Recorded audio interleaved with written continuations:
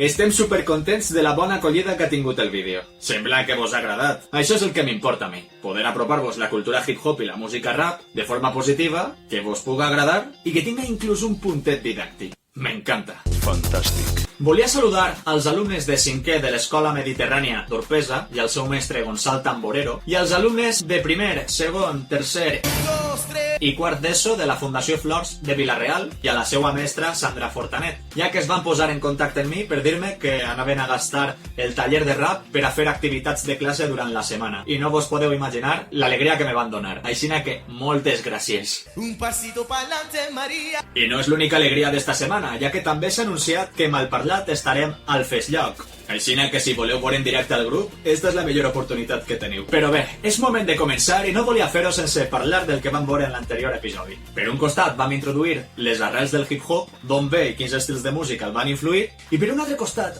vam parlar també de la rima i el ritme. Recordeu, no? Avui el taller serà un pelet diferent. En primer lloc perquè estarà així DJ Cynic, el DJ de Malparlat, que vos explicarà tot el que necessiteu saber per ser discjòqueis el dia de demà. Però a més parlarem de com encarar una cançó de rap. Vos explicaré quins són els passos que seguisquió de cara a escriure i vos posaré d'exemple una cançó del meu grup. Esteu preparats? En aquest cas no deixeu de mirar. Comencem! Un dia m'avelli suc de taronja. Que bona és la taronja. Molt bona tarda, com esteu? Soc DJ Cynic, el de la Vall d'Uixó, soc el DJ de Malparlat. Jo vinc a explicar-vos una miqueta quina és la funció del DJ. Com ja sabeu, és l'home orquestra d'aquesta cultura. Sense nosaltres ningú tindria un ritme per a poder ballar, per a poder rapejar o per a poder simplement expressar-se. DJ Kool Herc va dur una cultura nova, que era el sound system, des de Jamaica fins a Nova York. Aquesta cultura la va agafar Grandmaster Flash i va crear unes tècniques per a fer noves mescles i noves idees de mesclar aquella música. Afrika Bambaataa va agafar aquelles dues idees principals, el sound system i la tècnica de mescla, i va crear una cultura alrededor d'ella. Aquí tenim el plat estroboscòpic, la llum estroboscòpica. Amb això podrem controlar la velocitat del plat. Amb aquests botonets d'aquí podem canviar les revolucions a la que gira el plat. D'esta manera anirà a 33 revolucions per minut, 45, 78. El controlador del temps, l'agulla, el braç i el contrapès. Aquestes serien les parts d'un plat de vinil. Aquí tenim el mesclador, els potenciòmetres, també coneguts com a faders. Amb això controlem el volum de cada plat. I amb aquest, que seria el crossfader, seria com aquests, però són dos creuats, de 0 a 100, de 0 a 100.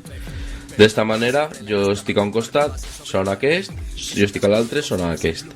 Després tenim els filtres d'aguts, mitjos i greus, i això seria el controlador dels samplers. En aquest cas, això ja és digital, en l'època no s'utilitzava. Això és una caixa de ritmes, la qual podem utilitzar com a suplement dels plats. Aquestes serien les principals parts dels plats que utilitzem els DJs per a poder fer un concert, per a poder fer un assaig o per simplement fer una sessió de música.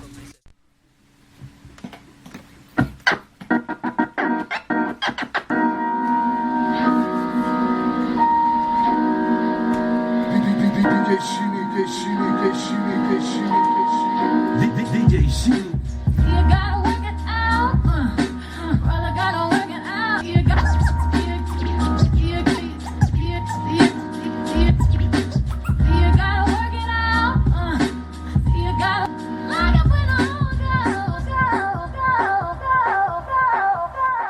Una volta hem parlat d'això, vaig explicar-vos com començar a escriure una cançó de rap. Però abans d'això, vaig a donar-vos un parell de consells. En primer lloc, heu de tractar de cuidar al màxim la vostra expressió oral i escrita. No podeu pretendre escriure un bon tema si no s'entén el que dieu o el que dieu no té cap interès. Per això és important llegir moltíssim, per a guanyar soltura a l'hora d'expressar-se i també, sobretot, per a guanyar molt de vocabulari. Veieu tots els llibres que tinc jo així darrere? La majoria me'ls he llegit, i no és broma. No tinc cap perra. I en segon lloc, bé, és evident, no? Tindré moltes ganes de crear i de superar-te a tu mateix. Vos esperàveu un supertruc de cara a escriure i ja està? No n'hi ha trucs. És tot creure en un mateix i tractar de millorar pas a pas. Però tirem-li ja, que si no m'enrotlle i això se fa molt llarg. Vos explique. A l'hora d'encarar una cançó, el primer que pense és sobre què vull parlar, que moltes voltes és el que més costa de saber.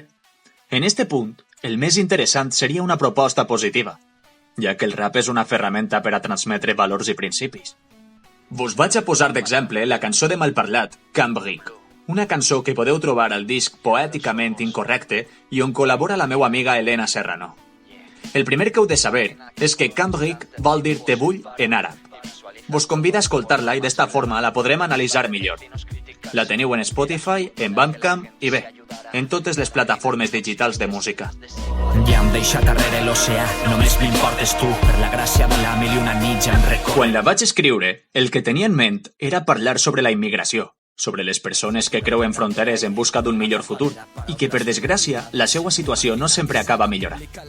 El cas és que ho vaig voler plantejar com una carta que li escriu a la seva parella algú que està enamorat.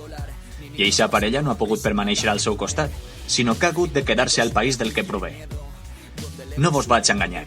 Quan vaig encarar la cançó, tenia en ment les persones que creuen la mar en patera.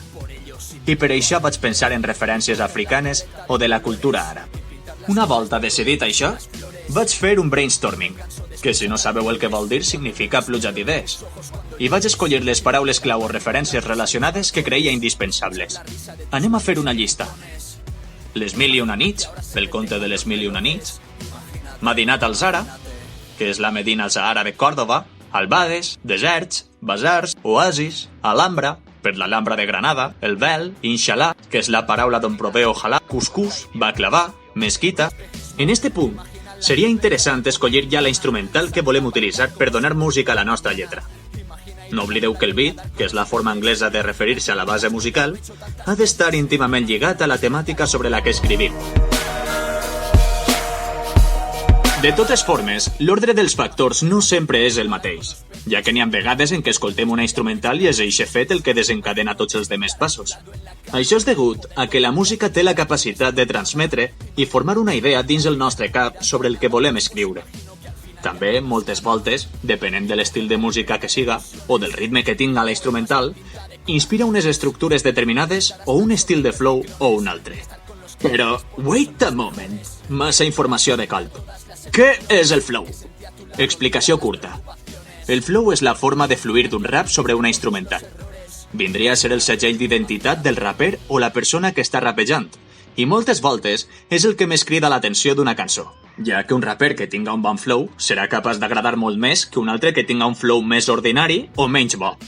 És possiblement la feina més difícil d'un MC, ser capaç de trobar un flow que enamore al que l'està escoltant.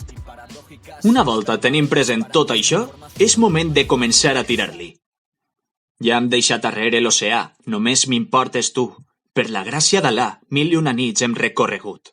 Els astres il·luminen versos que em vas recitar. Per més que el món gire, no et canses de caminar mai. No et canses de caminar mai junts. 40 lladres cap resposta. L'odi que ells senten fa justa d'esta lluita nostra, perquè l'amor que et professes... I d'esta forma, poquet a poquet, i tractant de variar flows i estructures per tal de fer la cançó el més impredicible possible, dins de la previsibilitat que té la música rap, anem construint la nostra lletra. Vos han quedat clars els passos? En primer lloc, escollim la temàtica. En segon lloc, fem un brainstorming per trobar paraules clau i referències. I en tercer lloc, una volta tenim la instrumental, és moment de triar quins flows i referències inspira per tal de començar a escriure la primera frase i totes les que venen a continuació. Què vos ha paregut? Vos ha agradat? Si és que sí, vos vaig a demanar una cosa. Vull que entre totes i tots me digueu de quina temàtica vos agradaria que fera un rap. I per al proper episodi vos rapejaré un xicotet exemple. No vos oblideu de fer-me arribar els vídeos i àudios que vos aneu gravant rapejant. Ja m'han arribat alguns i els compartiré en el proper vídeo. Estan en joc una dessuadora i un disc de Malparlat. I no vos oblideu tampoc de que si vos ha agradat el vídeo, doneu-li like, compartiu-lo, subscriviu-vos i seguiu-me en xarxes per estar al dia de totes les novetats que vaig iniciant. El diumenge que ve tornarem a estar així i tindrem de nou un convidat superespecial, BZ, el productor o beatmaker de Malparlat, que vos explicarà els elements d'una instrumental i com crear-la per a tots els que esteu interessats en ser beatmakers o productors de música, que no és necessàriament de rap, el dia de demà. Un plaer i moltíssimes gràcies. Tanto soy si no te veo a